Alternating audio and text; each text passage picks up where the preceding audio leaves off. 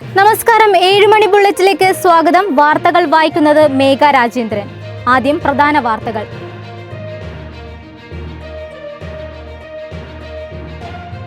Karur TVK പരിപാടിക്കിടെ തിരക്കിൽപ്പെട്ട് 17 സ്ത്രീകളും 9 കുട്ടികളുമടക്കം 39 മരണം. കരൂർ ദുരന്തത്തിൽ വികാരഭരിതനായി പ്രതികരിച്ച് വിജയ്. ലൈംഗിക അതിക്രമണ കേസിൽ സ്വാമി ചൈതന്യാനന്ദ സരസ്വതി അറസ്റ്റിൽ. 2 വയസ്സുകാരിയെ കൊലപ്പെടുത്തിയ സംഭവത്തിൽ കാരണം കണ്ടെത്തി പോലീസ്. വാർത്തകൾ വിശദമായി.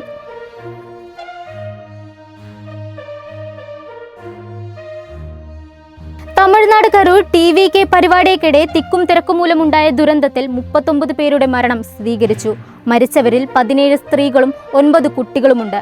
മരിച്ചവരുടെ കുടുംബത്തിന് 20 ലക്ഷം രൂപ നൽകും. TVK അധ്യക്ഷൻ വിജയുടെ റാലിക്കിടെ കരൂരിലുണ്ടായ ദുരന്തത്തിൽ ജുഡീഷ്യൽ അന്വേഷണത്തിനൊപ്പം പോലീസ് അന്വേഷണവും നടക്കുമെന്ന് തമിഴ്നാട്ടിലെ ക്രമസമാധാന ചുമതലയുള്ള ADGP ഡേവിഡ്സൺ. പോലീസിന് വീഴ്ചയുണ്ടായിട്ടില്ല, എല്ലാ അന്വേഷണത്തിലൂടെ പുറത്തുവരുമെന്നും അന്വേഷണം ആരംഭിച്ചിട്ടുണ്ട് എന്നും ADGP വ്യക്തമാക്കി. നേരത്തെയും ഇതേ സ്ഥലത്ത് രാഷ്ട്രീയ പാർട്ടിയുടെ റാലി നടത്തിയിരുന്നു. 500 പോലീസുകാരെ സുരക്ഷയ്ക്കായി നിയോഗിച്ചിരുന്നുവെന്നും ADGP പറഞ്ഞു. എന്നാൽ അന്ന് 10,000 പേര് ഉണ്ടാകുമെന്ന് TVK ഭാരവാഹികൾ അറിയിച്ചിരുന്നത്. 15,000 മുതൽ 20,000 വരെയാണ് പോലീസ് പ്രതീക്ഷിച്ചിരുന്നത്. ആവശ്യത്തിന് പോലീസുകാരെ നിയോഗിച്ചിരുന്നു. ഇത്തരം റാലികൾക്ക് ആവശ്യമായ എല്ലാ സുരക്ഷയും പോലീസ് ഒരുക്കിയിരുന്നു. 25,000 മുതൽ 30,000-നടുത്ത് ആളുകൾ എത്തിയെന്നാണ് കണക്കുകൂട്ടൽ. നീണ്ടുകിടക്കുന്ന റോഡിലാണ് റാലി നടന്നത്. ആളുകൾ വിജയുടെ വാഹനം പിന്തുടരുന്നത് തിക്കും തിരക്കും കൂടാൻ കാരണമായി. ആളുകൾ സ്ഥലത്ത് നിന്ന് പോകാതെ മുന്നോട്ട് നീങ്ങിയതും പ്രശ്നമുണ്ടാക്കിയെന്നാണ് ADGP പറയുന്നത്. 12 മണിക്ക് വിജയ് എത്തുമെന്ന് സോഷ്യൽ മീഡിയയിലൂടെ അറിയിച്ചിരുന്നു. എന്നാൽ വൈകിട്ട് 7 മണിയോടെയാണ് എത്തിയത് എന്നാണ് പറയുന്നത്. രാവിലെ 10 മണി മുതൽ ആളുകൾ ഇവിടെ കാത്തുനിൽപ്പുണ്ടായിരുന്നുവെന്നും അദ്ദേഹം പറഞ്ഞു. വെള്ളം പോലും കുടിക്കാതെ ആളുകൾ അവിടെ കാത്തിരുന്നു. സംഭവത്തിൽ FIR രജിസ്റ്റർ ചെയ്ത് അന്വേഷണം ആരംഭിച്ചിട്ടുണ്ട് എന്നും ADGP പറഞ്ഞു. ബാലരാമപുരത്ത് 2 വയസ്സുകാരിയെ കൊലപ്പെടുത്തിയ സംഭവത്തിൽ കാരണം കണ്ടെത്തി പോലീസ്. അമ്മയും 1-ാം പ്രതി അമ്മാവനും അറസ്റ്റിൽ. ബാലരാമപുരത്ത് വീട്ടിൽ ഉറങ്ങിക്കിടന്ന 2 വയസ്സുകാരിയെ കിണറ്റിലെറിഞ്ഞു കൊലപ്പെടുത്തിയ സംഭവത്തിൽ കാരണം കണ്ടെത്തി പോലീസ്. മാതാവ് ശ്രീധുവിന്റെയും അവരുടെ സഹോദരൻ ഹരികുമാറിന്റെയും താൽപര്യങ്ങൾക്ക് കുട്ടി തടസ്സമായതാണ് കൊലപാതകത്തിലേക്ക് നയിച്ചത്. ജനുവരി 30-നായിരുന്നു സംഭവം. കേസിൽ ഇന്നലെയാണ് ശ്രീധു അറസ്റ്റിലായത്. കൊലപാതകത്തിന്റെ പിറ്റേന്ന് ഹരികുമാറിനെ അറസ്റ്റ് ചെയ്തിരുന്നു. കൊലപാതകത്തിൽ ശ്രീധുവിനും പങ്കുണ്ടെന്ന് തുടക്കം മുതലേ ഹരികുമാർ പറഞ്ഞിരുന്നു. ശാസ്ത്രീയ പരിശോധനയ്ക്കു ശേഷമാണ് ശ്രീധുവിനെ അറസ്റ്റ് ചെയ്തത്. ഹരികുമാർ സഹോദരി ശ്രീധുവുമായി നടത്തിയ അശ്ലീല വാട്സപ്പ് സന്ദേശങ്ങൾ പോലീസ് കണ്ടെത്തിയതോടെയാണ് അന്വേഷണം അവരിലേക്കും നീണ്ടത്. മക്കൾക്കും മാതാപിതാക്കൾക്കും സഹോദരനുമൊപ്പം ശ്രീധു താമസിച്ചിരുന്ന കോറ്റുകാൽക്കോണം സ്കൂളിന് മുന്നിലെ വാടക വീട്ടിലാണ് ജനുവരിയിൽ നാടിനെ നടുക്കിയ കൊലപാതകം നടന്നത്. ലൈംഗിക അതിക്രമ കേസിൽ സ്വാമി ചൈതന്യാനന്ദ സരസ്വതി അറസ്റ്റിൽ. ആഗ്രയിൽ നിന്നാണ് ഡൽഹി പോലീസ് അറസ്റ്റ് ചെയ്തത്. 17 പെൺകുട്ടികളാണ് ചൈതന്യാനന്ദ സ്വാമിക്കെതിരെ ലൈംഗിക അതിക്രമണ പരാതി നൽകിയത്. ലൈംഗിക അതിക്രമ കേസിൽ സ്വാമി ചൈതന്യാനന്ദ സരസ്വതി അറസ്റ്റിൽ. ആഗ്രയിൽ നിന്നാണ് ദില്ലി പോലീസ് ചൈതന്യാനന്ദയെ അറസ്റ്റ് ചെയ്തത്. ചൈതന്യാനന്ദയെ ദില്ലിയിലെത്തിക്കും. 17 പെൺകുട്ടികളാണ് ചൈതന്യാനന്ദയ്ക്കെതിരെ ലൈംഗിക അതിക്രമ പരാതി നൽകിയത്. കേസിൽ മുൻകൂർ ജാമ്യാപേക്ഷ ദില്ലി പട്യാല ഹൗസ് കോടതി തള്ളിയതിന് പിന്നാലെയാണ് പോലീസിന്റെ അറസ്റ്റ് നടപടി. നിരവധി കേസുകളിൽ പ്രതിയാണെന്നും ഒളിവിൽ കഴിയുകയാണെന്നും പോലീസ് കോടതിയിൽ വാദിച്ചിരുന്നു. തുടർന്നാണ് ജാമ്യാപേക്ഷ തള്ളിയത്.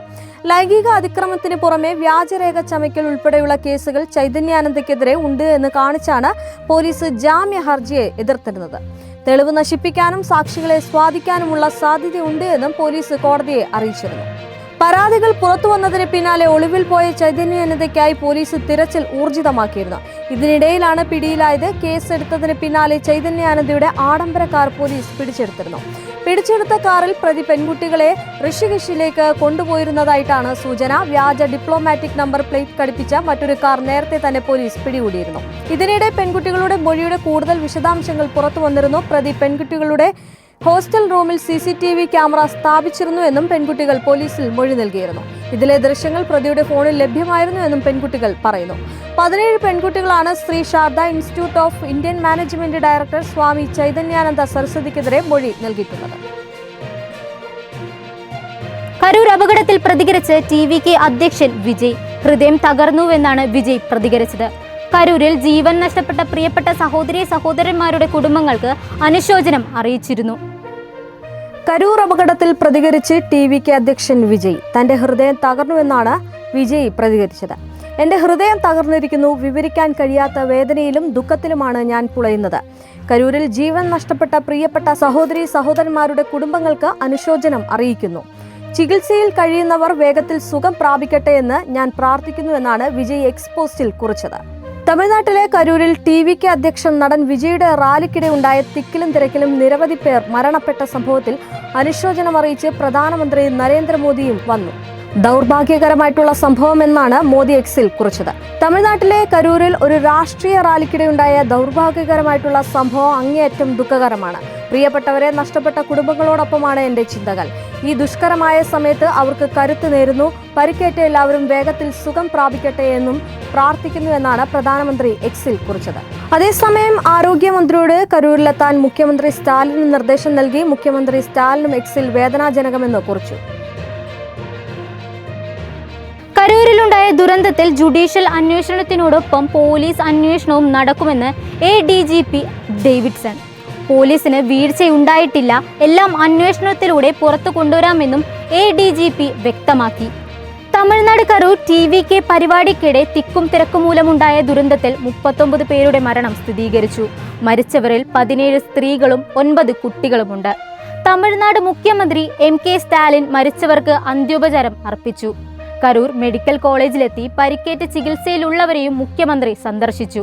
ജുഡീഷ്യൽ അന്വേഷണത്തിൽ ദുരന്ത കാരണം കണ്ടെത്തുമെന്നും ആരെ അറസ്റ്റ് ചെയ്യണമെന്നും ഇപ്പോൾ പറയാൻ കഴിയില്ലെന്നും M.K. സ്റ്റാലിൻ പറഞ്ഞു. നടൻ വിജയുടെ രാഷ്ട്രീയ പാർട്ടി തമിഴക വെട്രി കഴകം സംഘടിപ്പിക്കുന്ന സംസ്ഥാന പര്യടനത്തിന്റെ ഭാഗമായി കരൂർ വേലുച്ചാമിപുരത്ത് നടന്ന സമ്മേളനത്തിലാണ് തിക്കിലും തിരക്കിലും പെട്ട നിരവധി പേർക്ക് ജീവൻ നഷ്ടപ്പെട്ടത്.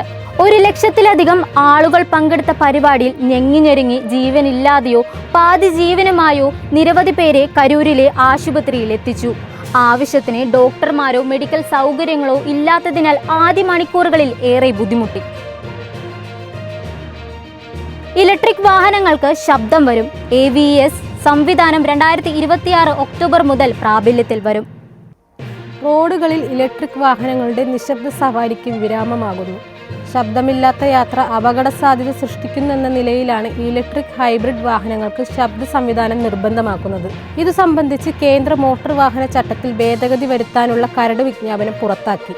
നിശ്ചിത ശബ്ദം പുറപ്പെടുവിക്കുന്ന അക്കൂസ്റ്റിക് വെഹിക്കിൾ അലേർട്ടിംഗ് സിസ്റ്റം പുതിയ വാഹനങ്ങളിൽ ഉൾപ്പെടുത്തും. 2026 ഒക്ടോബർ 1 മുതൽ വിപണിയിലിറങ്ങുന്ന പുതിയ മോഡൽ ഇലക്ട്രിക് വാഹനങ്ങൾക്ക് ഇത് നിർബന്ധമാക്കും.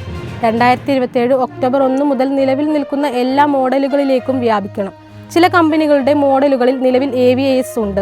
European union, US, Japan, China തുടങ്ങിയ രാജ്യങ്ങളിൽ AVAS നടപ്പാക്കിയിട്ടുണ്ട്. കേരളത്തിൽ ശക്തമായ മഴ ഇന്നുകൂടി. മലപ്പുറം, കോഴിക്കോട്, വയനാട്, കണ്ണൂർ, കാസർഗോഡ് ജില്ലയ്ക്ക് യെല്ലോ അലേർട്ട്. കേന്ദ്ര കാലാവസ്ഥാ വകുപ്പ് കേരളത്തിൽ അടുത്ത മണിക്കൂറുകളിൽ പ്രതീക്ഷിക്കാവുന്ന ദിനാന്തരീക്ഷ അവസ്ഥാ മുന്നറിയിപ്പുകൾ പുറപ്പെടുവിപ്പിച്ചിട്ടുണ്ട്. മണിക്കൂറിൽ 30 കിലോമീറ്റർ വരെ വേഗതയിൽ ശക്തമായിട്ടുള്ള കാറ്റിന് സാധ്യതയുണ്ട് എന്നാണ് കേന്ദ്ര കാലാവസ്ഥാ മുന്നറിയിപ്പ് പറയുന്നത്. ജാഗ്രത പുലർത്തണമെന്നും മുന്നറിയിപ്പിൽ പറയുന്നുണ്ട്. മറ്റ് ജില്ലകളിൽ ഒറ്റപ്പെട്ട ഇടങ്ങളിൽ നേരിയ മഴയ്ക്കും സാധ്യതയുണ്ട് എന്നും കേന്ദ്ര കാലാവസ്ഥാ വകുപ്പ് അറിയിച്ചു. ഇസ്രായേൽ പാലസ്തീൻ സംഘർഷത്തിൽ കേന്ദ്ര സർക്കാർ മൗനത്തെ വിമർശിച്ച സോണിയാഗാന്ധി. പാലസ്തീൻ വിഷയത്തിൽ ഇന്ത്യ കൈക്കൊണ്ട നിലപാടുകൾ സോണിയാഗാന്ധി വ്യക്തമാക്കി. ഇസ്രായേൽ പലസ്തീൻ സംഘർഷത്തിൽ കേന്ദ്ര സർക്കാർ കൈക്കൊണ്ടുപോരുന്ന മൗനത്തെ വിമർശിച്ച് Congress parliamentary party chairperson Sonia Gandhi. Israel Palestine വിഷയത്തിൽ ഉൾപ്പെടെ ഇന്ത്യ മനുഷ്യാവകാശ വിഷയങ്ങളിൽ മുൻകാലങ്ങളിൽ സ്വീകരിച്ചു പോന്നിരുന്ന നിലപാടുകളെ ഓർത്തെടുത്തുകൊണ്ടാണ് നിലവിലെ മോദി സർക്കാരിന്റെ സമീപനത്തെ സോണിയാഗാന്ധി വിമർശിച്ചിട്ടുള്ളത്. ഇന്ത്യയുടെ നിശബ്ദത, പലസ്തീനോടുള്ള നിസ്സംഗത എന്ന തലക്കെട്ടിൽ ഹിന്ദു പത്രത്തിലാണ് സോണിയാഗാന്ധി തന്റെ നിലപാട് വ്യക്തമാക്കിയിട്ടുള്ളത്. ആധുനിക സമൂഹത്തിൽ മൗനം എന്നത് നിഷ്പക്ഷതയല്ല, അത് കുറ്റകൃത്യത്തിൽ പങ്കുചേരലാണ് എന്ന വ്യക്തമായ രാഷ്ട്രീയ അഭിപ്രായം സോണിയാഗാന്ധി ലേഖനത്തിൽ പങ്കുവയ്ക്കുന്നുണ്ട്. മനുഷ്യാവകാശ വിഷയങ്ങളിലെ ഇന്ത്യയുടെ ചരിത്രപരമായിട്ടുള്ള തീരുമാനങ്ങളും നിലപാടുകളും എണ്ണിപ്പറഞ്ഞുകൊണ്ടാണ് സോണിയാഗാന്ധി തന്റെ ലേഖനം ആരംഭിക്കുന്നത്. ദക്ഷിണാഫ്രിക്കയുടെയും അൾജീരിയയുടെയും ബംഗ്ലാദേശിന്റെയും എല്ലാം സ്വാതന്ത്ര്യത്തിന് വേണ്ടിയുള്ള പോരാട്ടത്തിൽ ഇന്ത്യ കൈക്കൊണ്ട് സുശക്തമായ നിലപാടുകളെ സോണിയാഗാന്ധി ലേഖനത്തിൽ പരാമർശിക്കുന്നുണ്ട്. ഫലസ്തീൻ വിഷയത്തിൽ തന്നെ ഇന്ത്യ കൈക്കൊണ്ട നിർണായകമായിട്ടുള്ള നിലപാടുകളും സോണിയാഗാന്ധി വ്യക്തമാക്കുന്നുണ്ട്. ഇതോടെ വാർത്തകൾ അവസാനിക്കുന്നു. നാളെ വീണ്ടും കാണാം.